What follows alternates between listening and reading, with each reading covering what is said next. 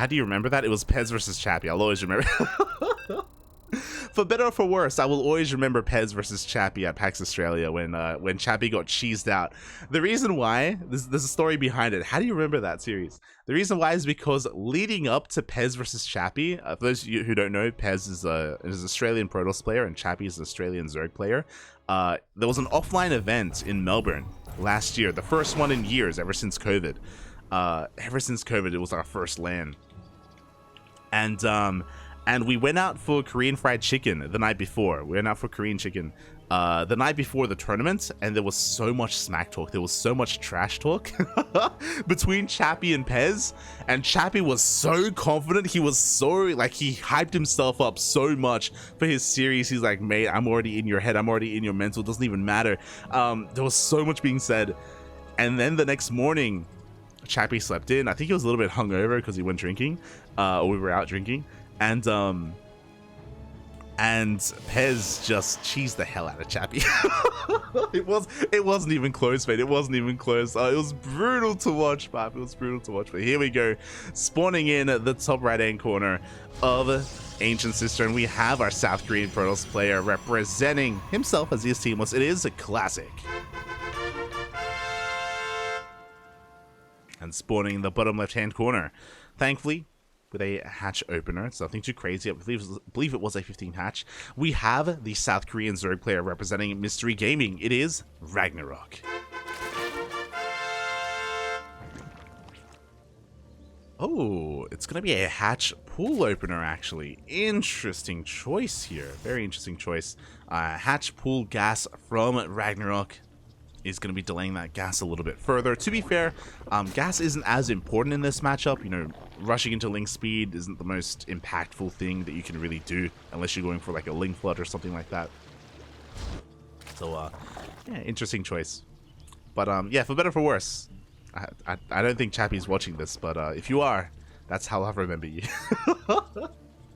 Este Chappie. And yeah, Pez did come out, and he came out with the one immortal slow load all in that Classic did against Solar. It was heartbreaking. It was heartbreaking. I was casting that series with Pig. I'll always remember. Oh, God.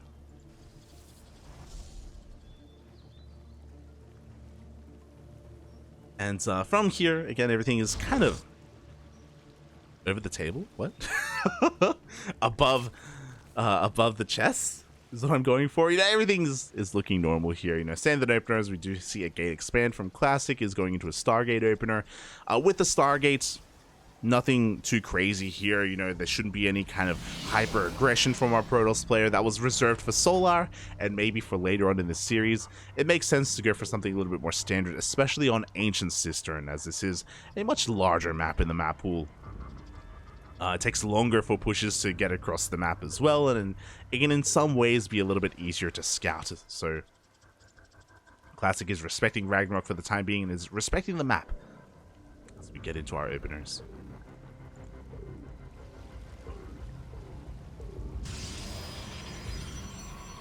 Until then, it's going to be on RagnaroK to make sure that he minimizes his losses. He's already got queens on the way. He should be having 2 queens at each base.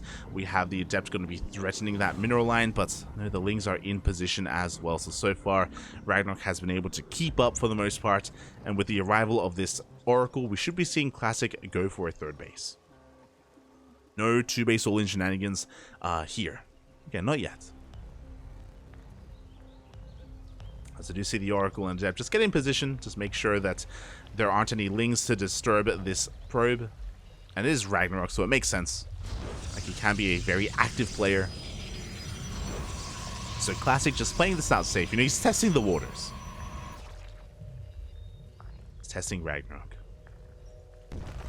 As RagnaroK is actually making a decent amount of Lings. Like, to be fair, like, Lings aren't too bad in this situation because Adepts should be coming out across the map. But he's making it quite a bit more than usual. There we go, they rallied across the map. These 2 Oracles are actually going to come across these Lings, so Classic does spot them coming ahead of time. He does already have his Adepts in position. His wall is a wall, and I believe we don't have a 3rd Oracle coming out, so his Oracles are a little bit out of position, but that may not even matter. Yeah, we got plenty of Adepts. We are good to go. Oh! Oh, meanwhile, Classic, he overextends. He gets 2 transferring workers, but he gets punished for it. The Oracle is going to go down, and that is dangerous.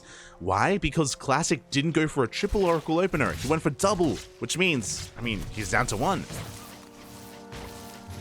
Which means he's going to have that much less to support his army, that much less to scout as well. These Oracles are so important for their map presence, for their map, map positioning, for their map control, I should say, as well. They are so important to support the Stalker army. And now Classic is down to 1. So quite a bit of a blunder here in the early game for Classic.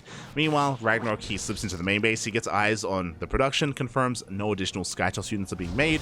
He confirms the Twilight Council and the Forge upgrading, so he knows about the Blink Stalker follow-up.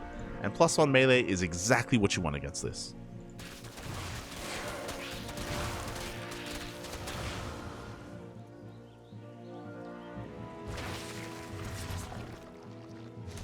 Yeah, Asher knows. Asher knows, Papi, he knows. You want to Dev gets cross map, and it helps make up for the lack of Oracles. 2 drones go down. Not too bad damage here from Classic.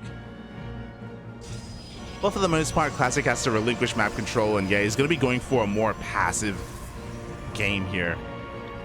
I imagine, especially because he lost his Oracles, we do see him prioritizing his second Robo and his Robotics Bay.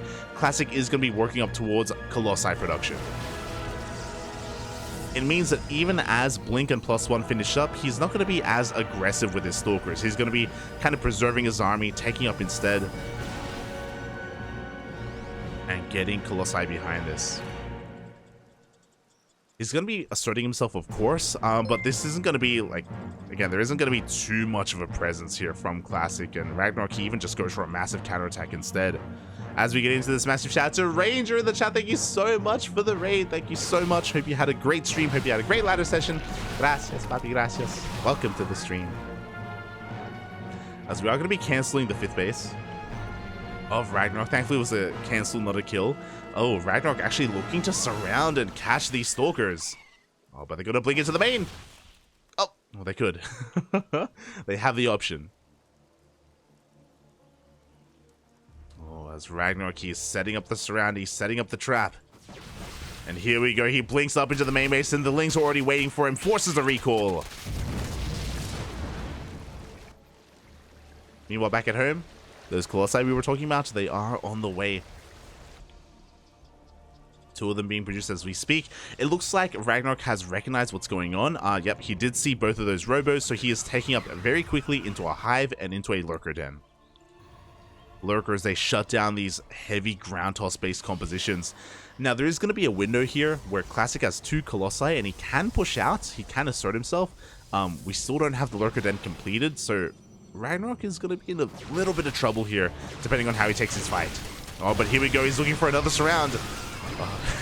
But again, Pure Ling has a hard time against these Colossi. That's why we need the Lurkers. RagnaroK just doing whatever he can to buy time. There we go. 7 Lurkers are in production. These Lings doing a great job at keeping these Stalkers busy. We can afford to lose a couple of Lings here and there. As RagnaroK gets his 5th up and running. Hive still on the way. These aren't the best Lurkers, as they are Lair Tech Lurkers. They don't have range, they don't have adaptive talents, but that doesn't quite matter. We do see at the same time the Lings, they go for a counterattack, and there's nothing here at home. A recall was used earlier. We get a surround on the Nexus itself. Oh, can we get the Nexus? Oh, it's going to be close. It's going to be quite an expensive trade. Oh, and we will not get the Nexus. So many Lings go down. Ay, ay, ay. Not quite worth it in the end for RagnaroK. But, you know, he's got Lunkers, so maybe it's okay. He really wants that base. He really does want the Nexus. A couple of reinforcing Lings come in, and it looks like they will get the Nexus in the end. At the same time, the Stalkers and the Colossi are pushing on forward, but they can't break the Lurker line. Another surround. These +2 Lings are going to make short work of this Nexus, and it is going to go down. Another cancel. Classic on 2 base economy. Now, he does have a sizable army. Don't get us wrong. That's a lot of Stalkers, a lot of Colossi. Without support, without buffer for these lurkers, they are going to be in trouble. Uh-oh, and here we go. We do blink on forward. The Lings, they're not back at home to defend. They're across the map instead. The lurkers are doing a lot of damage, but they are all going to go down. Oof. I don't know if it was the wisest choice for RagnaroK to go for the counterattack. He's going to come back in with some of these Lings, but is it going to be enough? His Lings across the map are doing plenty of damage, but can we ever deal with these Colossi? I don't think we can. We're going to try. As RagnaroK is supply block, here we go. He's coming on in. With the help of the Vipers, with the help of the boys. Up, up. It looks like eventually Classic is going to get cleaned up. Oh my god, the yoink! It does cancel the warp in. The prism goes down. And it looks like Classic has run out of steam. The final Colossi falls. GG gets called. And RagnaroK takes game number 1. Oh, GG. I was really concerned when he abandoned his lurkers. he left them all to their own devices, and so many lurkers went down for free. I say for free, I mean they were getting a couple of shots off on the Stalkers, I guess, but so many lurkers went down. The Lings were across the map, forcing the all-in, but I mean Classic was all-in anyway, so it was a really awkward position to be in. But it looks like the reinforcements were just enough. And RagnaroK did come back home in time. And he does take the first game. GG. GG, well played. Meanwhile, it looks like we're getting some other updates. It looks like the lower semis has concluded. And what has happened? Oh.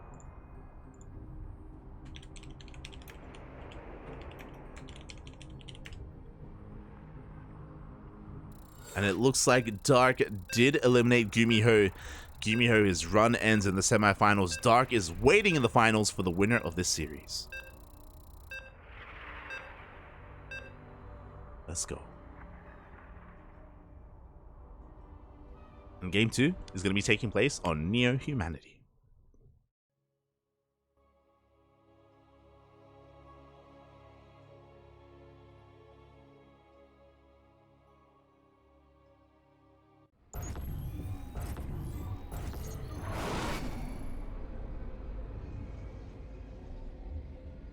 We go spawning in the bottom right-hand corner of Neo Humanity. We have the South Korean Protoss representing himself as he is teamless. Down in this series, it is Classic. And spawning in the top left-hand corner, we have his opponent. We have the South Korean Zerg player. Oh, going for a 14 hatch. Okay. it's not even a 15 hatch. It's not even the extractor trick. Fair enough. We have the South Korean Zerg player representing Mystery Gaming, leading the series at 1-0. It is RagnaroK. Hold on, I'll fix that. Boom, there we go. So, yeah, we have a 14 hatch, and it looks like a 15 pool. Interesting variation. Not quite the Eric opener. Oh, actually, it was just an extractor trick just because we were supply blocked. Okay. Never mind. Okay. So 14 hatch into, I imagine, a gas and then pool. Sorry, pool and then gas. Okay. I mean, regardless, with this earlier hatch timing, RagnaroK is able to get it down, and actually he's not forced to take the unnatural natural, whether it's the triangular third, or the forward base, or the linear third. He can actually expand where he wants to, as the probe does get here a little bit too late. And yeah, we'll be able to get into our opener. So because of this natural base being taken, we're going to be disincentivizing Glaive Adept play from Classic. We can fully wall off here. We can defend against Glaives if we do catch wind of it fast enough.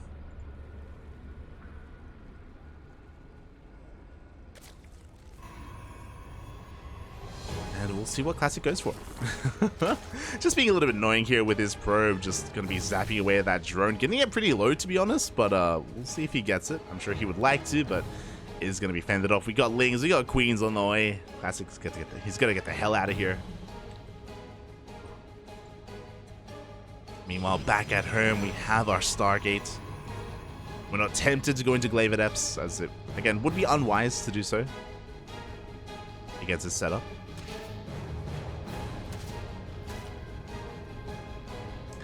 And we'll see what we go for. Again, Near Humanity, it is the smallest map in the map pool, and it does favor some very interesting play styles. If we take the forward hatchery, then we can go for a Queen Roach push across the map, but no, RagnaroK, he goes for the more conservative triangular third instead. I say conservative, I mean, the linear third will be the most defensive base to be taking, but yeah, we do have the triangular third being taken instead. So not overly aggressive from RagnaroK. And we could end up going towards the late game as well. Like, even though we have a really short rush distance by ground, and even though we can knock down these rocks and go for these committed early game pushes, a lot of these bases are kind of favored towards defensive play. They have a lot of choke points, they have a lot of narrow kind of entryways as well, and because of that, Classic can take advantage of that and turtle up and actually get into the mid game and even into the late game in a pretty comfortable position. We have seen that time and time again. If you want to, you can even rush into Sky Toss. We've seen a lot of the European Protosses favor that as well. I say European Protosses, but really I mean like Hearthstone and Skillus, if they so wish. And Mindle VK, who we have been casting recently. So we can go in that direction. I don't think that's what Classic wants, though. Kind of like Hero, like Classic, he's all about aggression. He's all about go, you know? Like, he just wants to be in your face. He wants to be constantly pressuring the Zerg player and making their lives as uncomfortable as possible. And that's kind of where he thrives. That's where he can really excel. As the Adepts are going to be threatening that third base, the Oracle dips on in as well. We do have a nice pull away from those drones, but 3 drones will still go down. Good target firing out of Classic. As the Queens are rotating between the bases, just making sure they're able to keep up with the Oracle. Second Oracle is going to be moving out. If you recall, we had a really rough start for Classic in game number 1, where he did lose his first Oracle almost immediately, and after that he did kind of just relinquish map control and he went for a more kind of longer game outlook on game 1. As the Adepts do commit to the shade, but the Lings are waiting for them. Despite that, they're going to be able to get 2 drones. Can they? Oh, they don't get the third. Double Oracles dipping in towards that natural base as well.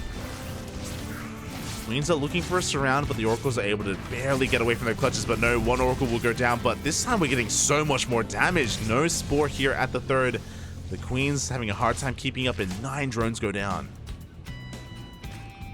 Pretty good damage. 12 drones in total, or an Oracle. That's a better trade than game 1. that's all that matters. That's all that matters. And as we can see, Classic is actually not going to be going for Blink. He's going for Charge instead. Charge +1 into a Templar Archives, basically charged out Archon. But we also have a Bay on the way, so it looks like, even though we have quite a lot of production being set up here from Classic, it looks like he wants to get into a higher tech army and take things a little bit slower.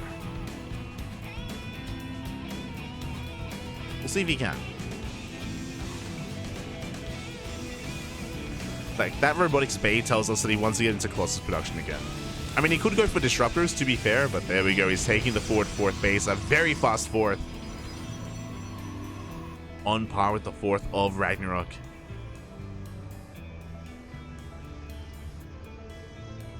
He's going to be securing his position here. Ling's going to be threatening him, but again, the Archons are already out. They have been spotted. RagnaroK is actually cutting workers.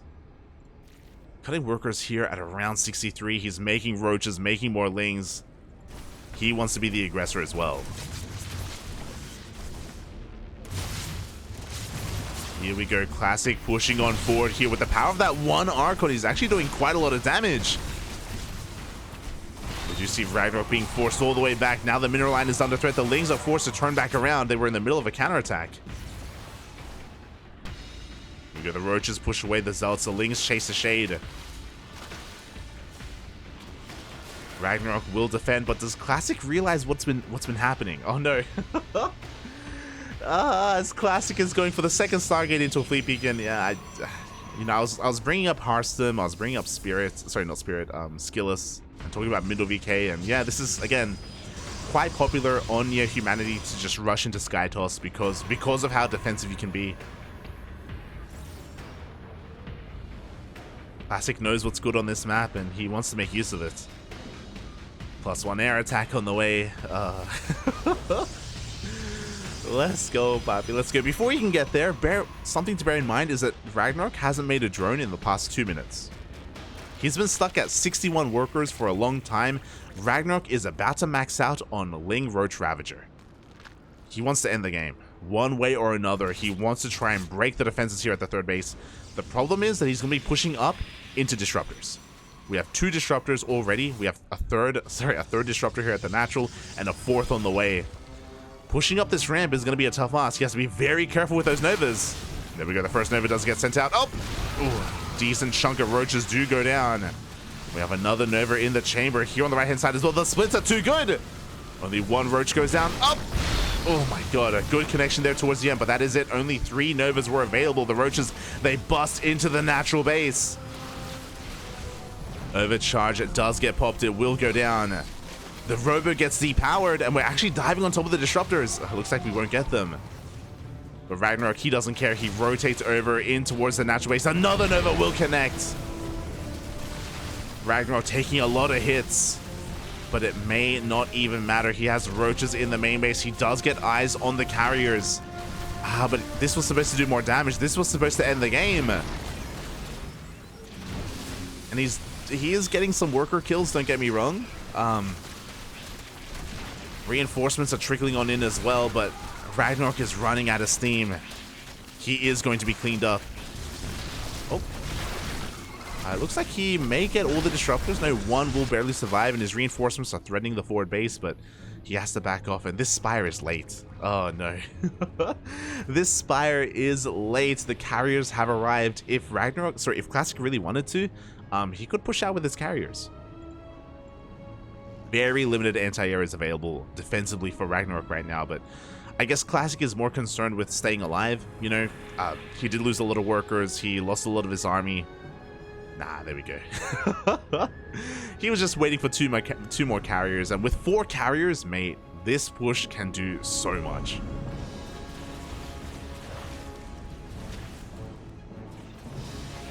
Look at the units tab, we have 6 queens. 6 queens are available between 4 bases. That's not a lot of queens. But the Spire is now done, and now we can get into Corruptor production. There we go, 10 Corruptors are on the way. Before they come out, these queens are going to have a hard time. They don't have energy for transfuse. Every single queen is going to go down. Oof. And this may just be too much. At the same time, the Roach Ling goes for a big counterattack, but we have a ground arm. We have so many Archons. The Roach Ravager does nothing. The carriers are getting out of control. The Corruptors are about to pop, but even if they do, Classic, his ground army is still quite threatening as well. The Corruptors come out just in time. They do take down 1 of the carriers, and now they're going for the rest. Yo, they could even, they're going to get the 2nd carrier. They could get a 3rd. But as we mentioned, the Archons come out to protect. They will ferry these carriers back home.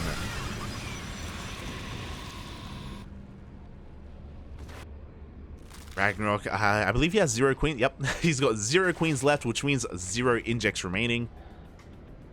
RagnaroK, he's just spending all the money he has on roaches, on ravagers.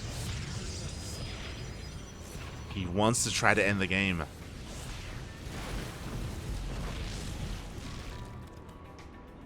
His Corruptors, they just dive all the way into the main base, looking to try and catch some of these carriers as they pop out. But unfortunately for RagnaroK, there aren't any on the way yet.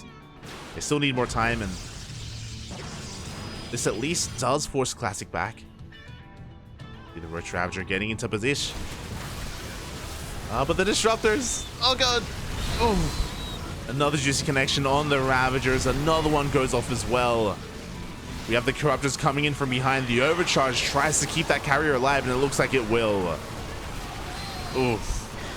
Every single Corruptor goes down. That was brutal. GG gets called, and Classic will take game number 2, tying up the series 1-1.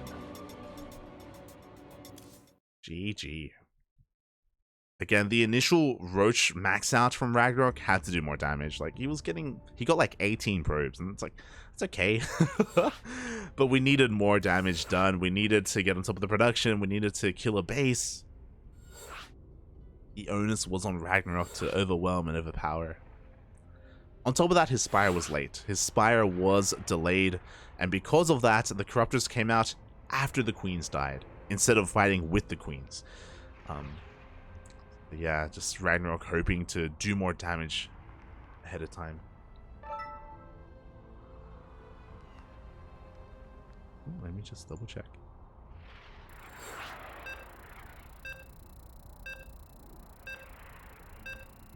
Oh. As we're going all the way to the ace match. Let's go. But yeah, a lot of that game did just come down to RagnaroK basically going all in, and the all in not doing a crippling enough damage to make it kind of worth it in the end. I mean, I say that, it's also possible that if RagnaroK had started the Spire as soon as he saw the additional Stargates and the carriers, then maybe he would have been able to defend better with his Queens, reduce losses, and maybe have a bit of an easier time getting into or like with his transition. But regardless, GG, well played. We're now getting into the ace match, and spawning in the top left hand corner of Babylon, we have the South Korean Protoss. He is teamless. He is Classic.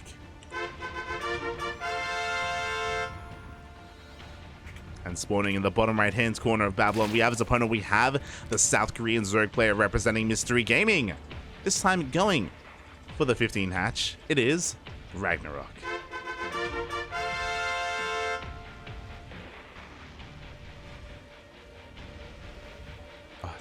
Sorry, hold on. They keep switching positions. But I fixed it this time. I fixed it. Aye. See in the chat. Come on, Classic. No one wants a ZVZ. You're not wrong. You're not wrong. I would appreciate a ZVP finals. Myself. At the same time, you know, it's good to see RagnaroK again. Like, he isn't as active as some of the other Zerg players out there. So I appreciate being able to cast him whenever I can.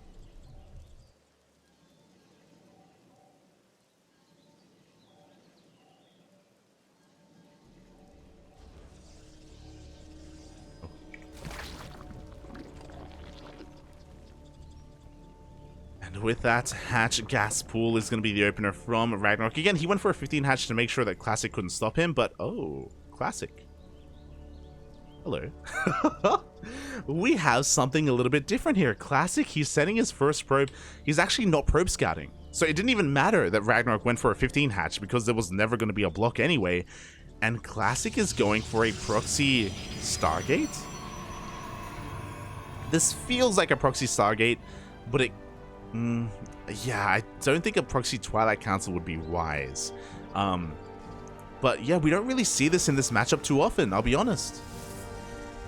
Okay, Cybercore is done and the Stargate is thrown down.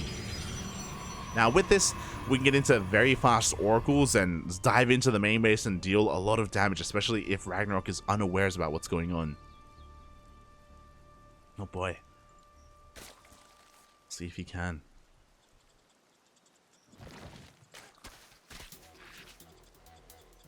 We shall see. As for the time being, RagnaroK is none the wiser. He's going for a hatch. He, of course, went for his opener. He's going for his third base as well. Has eyes across the map, and he has spotted the warp gate, of course, starting up. And up! RagnaroK, he's looking. He recognizes that something is wrong. He's like, mate, why didn't you send your probe across the map? That's probably the biggest tell. The fact that there was no probe scout and no probe denial, like, that's got RagnaroK on the edge of his seat, and he is looking for a proxy, but he barely misses it, just barely. He was touching tips. He was touching tips with the Stargate, but he doesn't know what he touched. Also, RagnaroK does have Diva.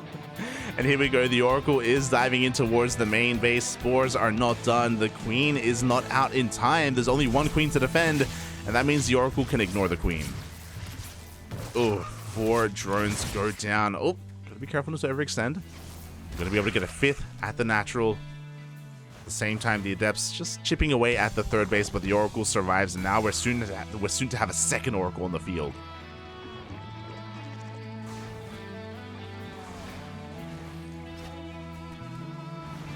This time, though, we do have 2 Queens, so this 2nd Oracle shouldn't do anywhere near as much damage as it does dive in towards the main base.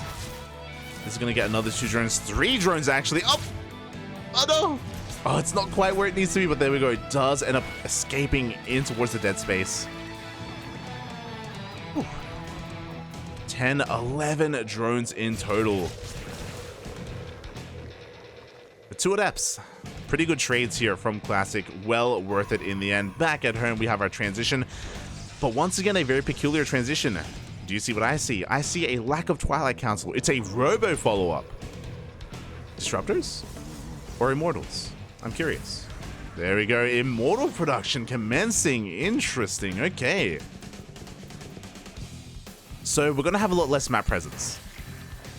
As we have a stasis trap into the natural base. We're going to have a lot less map presence because we don't have charge, we don't have blink, but we will have a mass amount of Immortals. We'll have a Prism as well. Are we going to follow up with a vanilla gateway push? We are. We have sentries, so we're going for an all-in. This 3rd is just for show. No probes, mate. We may transfer some workers over just to make it look like it's real, but we have a massive gateway explosion behind this. Classic is going all in off of 2 bases. Ay, ay, ay. The aggression doesn't end, and this is what I was expecting from Classic. Ooh, 1 Oracle is going to go down across the map. But the sentries are on the way. As we do see a couple of probes are being made to saturate that 3rd base. But by no means are we really too concerned about it. Ling does come in for a scout, does see some workers, but he sees the sentries, he sees the Immortals. This is a massive tell. RagnaroK knows. He's bringing his Queens forward. Lings are on the way. The Roach Warren just now finishes, but this Roach Warren is so delayed. We don't really have the gas. We don't have the gas for this. We can't afford Roaches. We have 5 Roaches in production, and we're done. We need... Okay, there we go. We're saturating the gases as quickly as we can. Classic rotating on over. There is no longevity here. Again, there's no Forge, there's no +1, there's no Blink, there's no Twilight Council. Just pure Immortal in a gateway army. The Lings, they come in, they try to go for a surround. Force fields are okay. They do stem the tide. There we go. More force fields are thrown down as well, just cutting up the Queens. Oh, and the Queens are going to be going down. Lings are trickling on in, but the army can barely even engage with this because of the force fields. And there we go. Every single Ling has fallen. Now we can get on top of the juicy center of RagnaroK's army, and there is just not enough to defend. GG gets called, and Classic takes the series 2-1. Oh, GG. Do I know the button? God damn it. Wrong one. But regardless, GG, well played. Classic will take the series 2-1 and advance on to the grand finals. Off of a very cheeky build. We started off with a proxy Stargate, of course, and it did a lot of damage, a lot of economic damage that was done to RagnaroK, and that's important because that forces RagnaroK to drone. It forces him to focus on rebuilding his economy.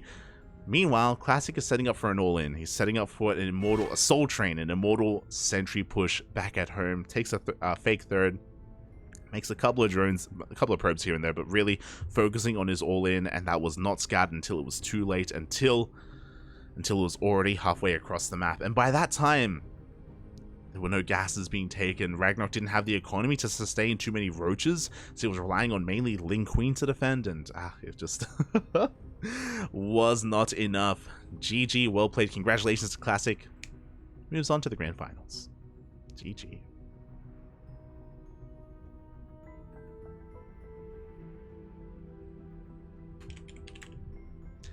He moves on to the grand finals to face his final opponent.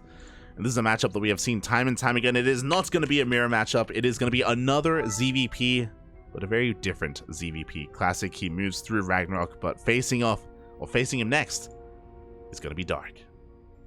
Oh, there it is. Dark versus Classic.